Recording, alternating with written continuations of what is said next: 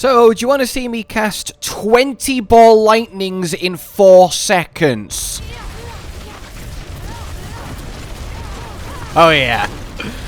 Oh yes. What year is it?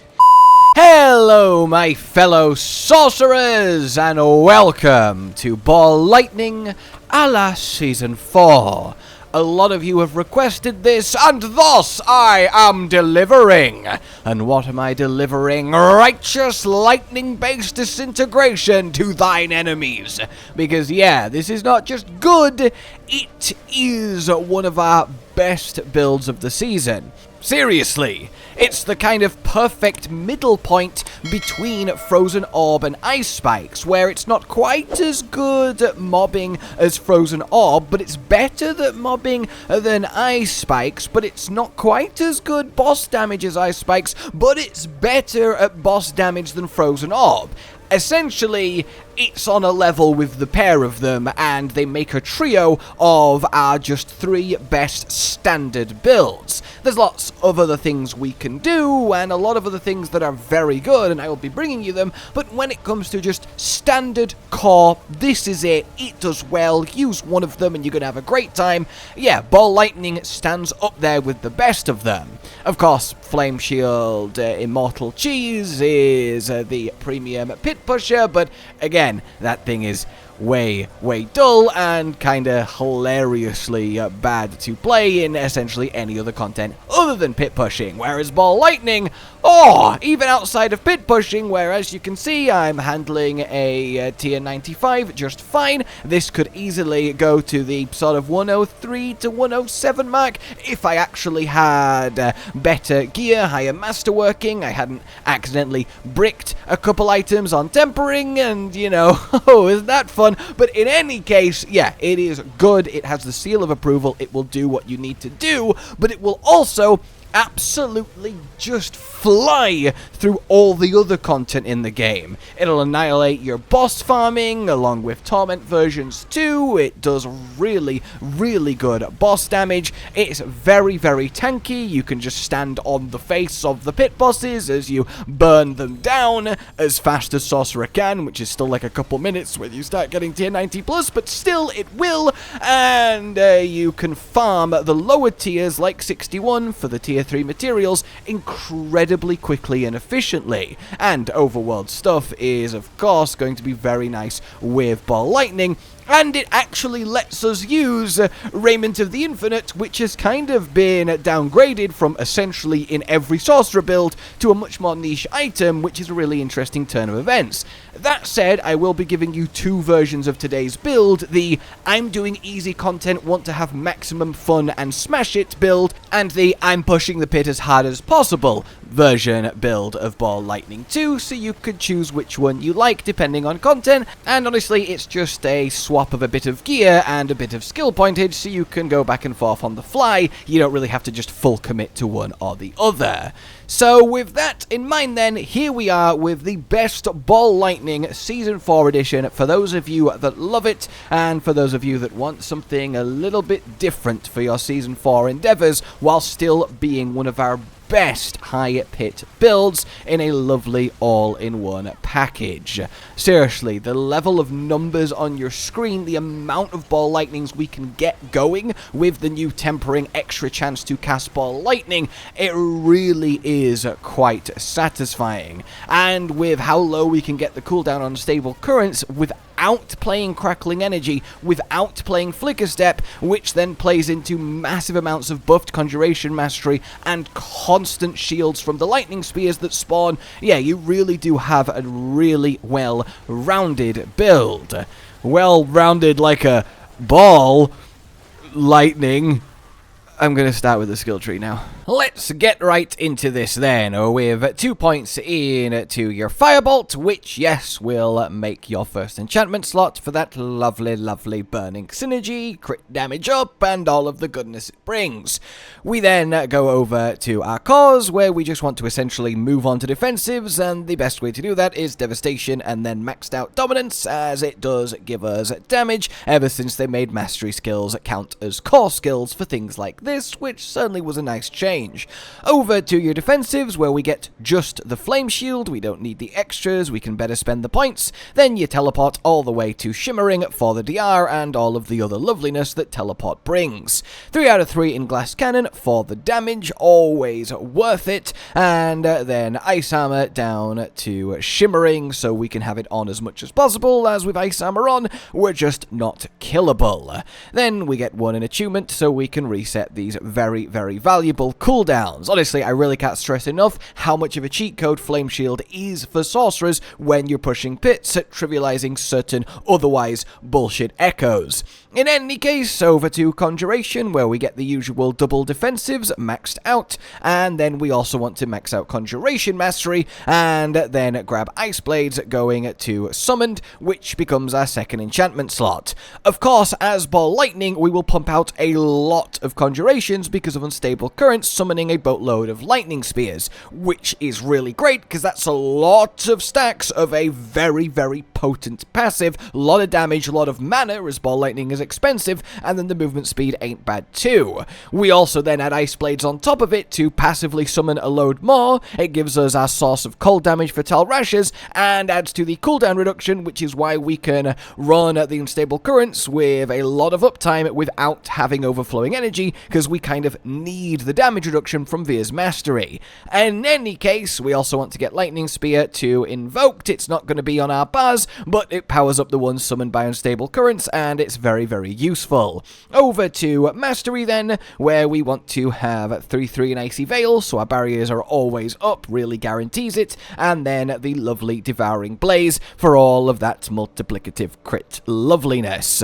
Ball Lightning, star of the show, max it out, get Enhanced, and then Wizards for the Crackling Energy, because picking that up is our main mana engine in Invigorating Current at 12 base per. Obviously, this is enhanced by your mana generation, so it really does add up, especially with how many you're churning out. On the ultimate side of things, we want the usual Unstable Currents, we want the attack speed while it's up, and that's all good. And then finally, Electrocution if you're doing difficult content, and then get Conduction if you're doing easy content. Key passive is going to be Veer's Mastery. The damage is nice, the DR is better, it's just a phenomenal passive for us to take. And that's Ball Lightning, all neatly done. Gear-wise and all things therein then, well, let's begin. You want to have a dagger for the close damage, as we don't need any lucky hit, and then we want, of course, gravitational, that makes the whole thing work, makes the rotation happen. Then we want Conceited for the extra damage with the barrier. We're always going to be rocking one, so it's very, very nice. And on your boots, yes, we don't use Esus because we need the ranks to Ball Lightning. It's super important for this build, so we have to give up Esus. Otherwise, it would be very nice to have, but we whack on Concussive Strikes, as it's just a nice way to gain damage on a slot that doesn't have many aspects that can give you damage. Then we want Accelerating, because yes, Mastery skills count as core for things like this, as I said, so more attack speed is always glorious for Ball Lightning. And then on your necklace, to get 1.5 times, we have Storm Swell. Just a little note from future me, though I guess future me is still past me for you right now as you're listening. I'll get to the point. Storm Swell, as we have now found through testing, is a little bit broken and not giving anywhere near as much damage as it should. So what you actually want to do is put Gravitational on your necklace to get 1.5 times, and then in the new aspect slot that is freed up by dropping Storm Swell and moving Gravitational, well, dealer's choice. Honestly, Inner Calm is quite nice to have. You will spend a lot of time just stood still with your Ball Lightnings circling, tanking it up. You could also go for Edge Masters once you've fully solved your mana problems, as you will spend enough time but essentially 100% mana to get the value out of it. Or lastly, you could go with Control if you wanted, though that's not as good for pit pushing because we don't stagger bosses enough for it to actually matter, but it does help with the mobbing.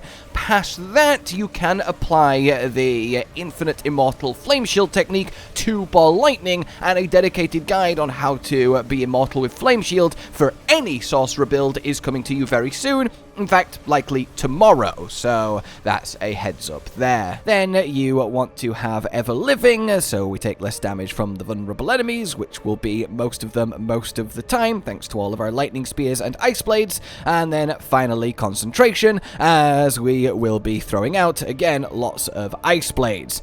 That said, you can also use Mage Lords here if you would prefer, for something a little bit more consistent, but also a bit more on the close side. You just want 2 defensive aspects more than anything else. Unique-wise then, Tybalt's Will, of course, get that mana in, that extra damage, that is all lovely, and then Telrash's for that stacking damage, which is so sweet, and the perfect affixes. Now, we do get to the point where you will notice that I have Ring of Starless Skies. Firstly, I got Ring of Starless Skies, woo! Secondly, yeah, so, Ball Lightning is in an interesting place where without Ring of Starless Skies, and I hate saying this, I really do, I know it's an Uber, it's a faff to get, but without it, it's so much worse without Starless that I am almost tempted to say, don't play Ball Lightning till you get Starless, though you can do.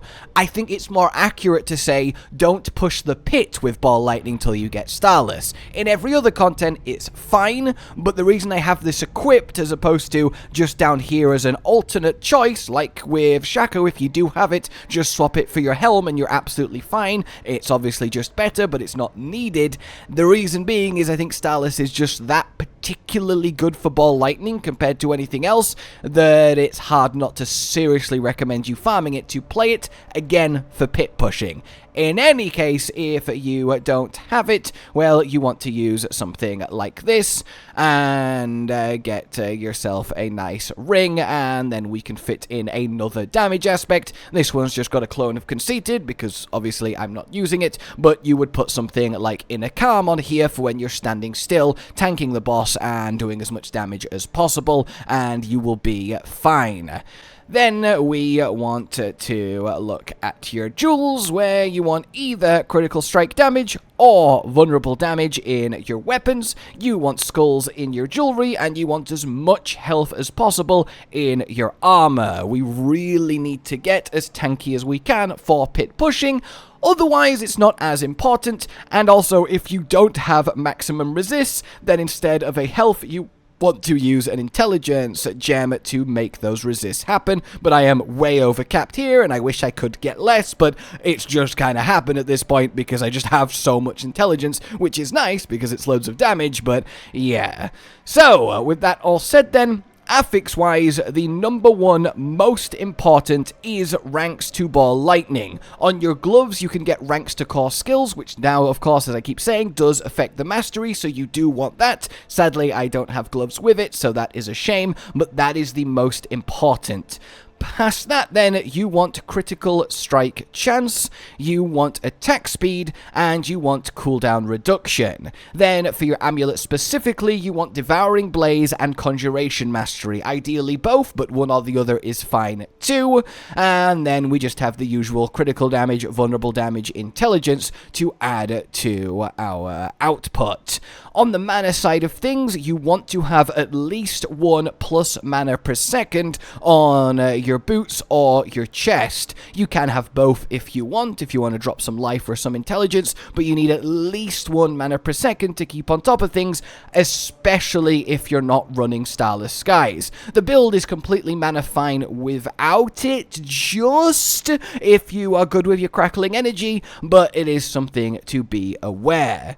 Then we have defensively, you want at least 1 armor roll on top of 1% armor temper. Those two together will make your armor cap and eventually go way past it, but it's still necessary to get there in the first place. 1 armor temper, 1 armor affix. Now, the alternate playstyle option, if you're doing easier content, you're not pit pushing, you want to put yourself Raiment of the Infinite on, and then you want to swap Tybalt's out for for your now armor legs to still make up your armor cap, and then just play like that with that little swap done. You also then want to swap Via's Mastery for overflowing energy, just to have more frequent and stable currents, and teleport. It just makes it feel better, and you don't need the survivability nor the damage from Via's Mastery when you're doing easier content. So hopefully that makes sense. Alrighty then, talking of tempers, well, let's go do it, and I hope you've not lost yours. I don't know why I said that. There's no reason for you to have lost your temper. It's just I've not been able to say that in any build video yet, so I just thought I'd throw it in. I'm sorry. Weapons-wise then, on both of them, you want to get that shock augment chance to cast Ball Lightning twice. It cannot be overstated how good this is, and in the case of Ball Lightning, it is better to have double the chance to double cast than it is to take Elemental Surge for the 4th stack of Talrashas. A rare change, but one that's kind of welcome, as casting twice is a lot more fun than just an extra stack of something. Other than that, you want to go offensive, and you want to choose either Shock Finesse, Critical Strike Damage, or Critical Strike Chance, or Natural Finesse Close Damage. They are all very kind of equivalent. You want to take Shock Critical Strike Chance until you're at least 40% crit chance at base, then either Shock Critical Damage or Damage to Close, and you are good. You can choose for which one you actually go for. When it comes to your defensives, then you want that 1% total armor, and then past that, you can just take your Flame Shield duration if you need another one. On the utility side of things, you want to go for barrier generation everywhere you can get it. It makes a huge difference to your survivability. And by the way, this attempt to get barrier generation is what ended up me bricking my boots to just end up with thorns, annoyingly, and bricking my legs to just end up with thorns, annoyingly. Yeah. In any case, on the mobility side of things, you just want teleport, cooldown reduction, or movement speed. That is fine. And when it comes to resource, you want to have on your ring your resource generation, and then on your necklace, you want to have yourself unstable cooldown on currents. I think I said that correctly, but you totally know what I mean. And then the second necklace choice is going to be, again, your offenses. I got bricked onto just pure damage while going for close, but one of the three, as I said, will do you well. Masterworking side of things, there's nothing you absolutely have to hit, but getting the ranks to Ball Lightning is certainly what you should go for, as it makes the biggest difference on top of the Devouring Blaze and Conjuration Mastery. The rest of it is just upgrade and accept what you get, you're going to be fine. So, when you get to how to play this, it's very simple. It is one of those hit all of your buttons all of the time when they come off cooldown build.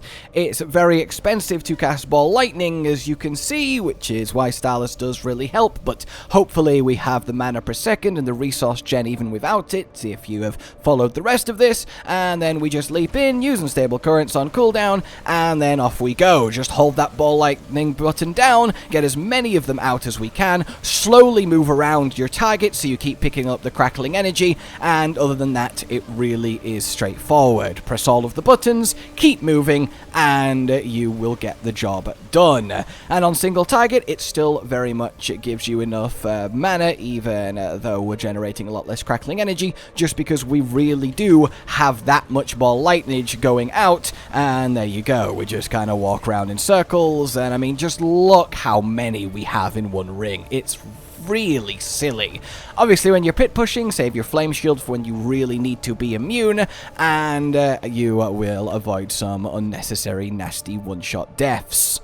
Paragon then, yes, we have 8 glyphs active for Ball Lightning, you know, because we can. Heading up left, getting resilience and all of the extra maximum life. Health is might. When you're pit pushing, you don't technically need them if you're not pit pushing, but it's nice to have. Lets you just play a little bit lazier. Then we go up through Elementalist to the glyph slot where we find Reinforced, get it activated with the willpower, and then also grab Erudite. Move on up through Elemental Balance into Enchantment Master, and then we want to head initially to Elemental elemental balance, and then to the glyph where elementalist is. Head left from this intelligence, which will also help activate elementalist, up and grab elementalist. There's so many elementalists for the extra life, more than non-physical damage, but both are great. Then we go up from the glyph, grab yourself erudite on the way to the next board where we have usual burning instinct, arranged like this, glyph in the bottom left, and head straight to this strength, continue on to get the DR from safeguard.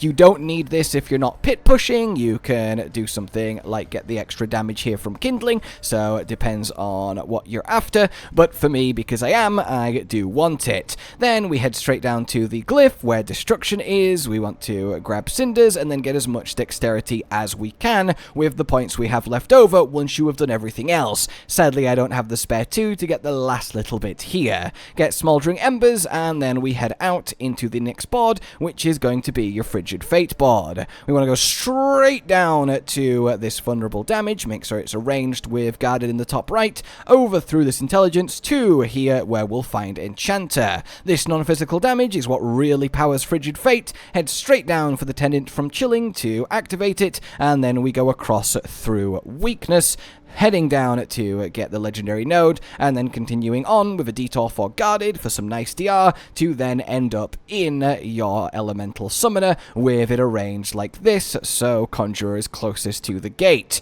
Head over to said conjurer, straight past, and to adept in this glyph, activate it with the intelligence from erudite, and then the intelligence up here as we go to leave for that larger ball lightnings, makes a huge difference, and we get to go into our next board, which is your ceaseless conduit. Head over to the glyph, have it arranged so it's in the bottom right, and here we find ourselves charged. Now, charged for me isn't actually max level yet, which is a little bit annoying, and that means I was doing a tier 95 pit while missing 15% multiplicative damage. But I swap builds literally every other day for you guys for all these videos, so sometimes I'm only human. In any case, this would activate once I got the bigger radius, so that's all well and good. Both this int and this int would take over, and then we get Galvanic Catalyst to finish the job before heading out into the next board, which is indeed your Searing Heat with the glyph in the bottom left.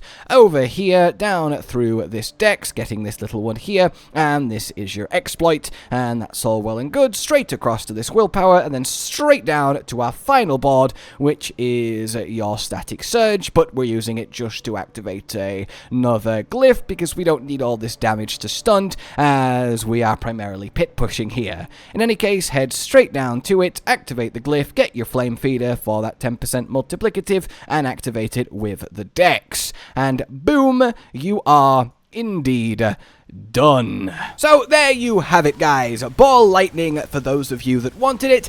I'll be honest, I am personally quite tired of ball lightning, especially after season 2. It's not my preferred playstyle. I do much prefer both Frozen Orb and Blizzard, but more than anything, I love Sorcerer, and even more than that, I love giving you guys the builds that you do actually want, and this is one of them. And don't get me wrong, ball lightning is still fantastic, but you know what I'm saying. In any case, let me know what you'd like to see next. I am tinkering around with Meteor and a few other things, so do look out for that. For now then, like if you enjoyed this, subscribe and hit the bell for more. Consider supporting the future of the channel on Patreon down below, and until we meet again, a goodbye.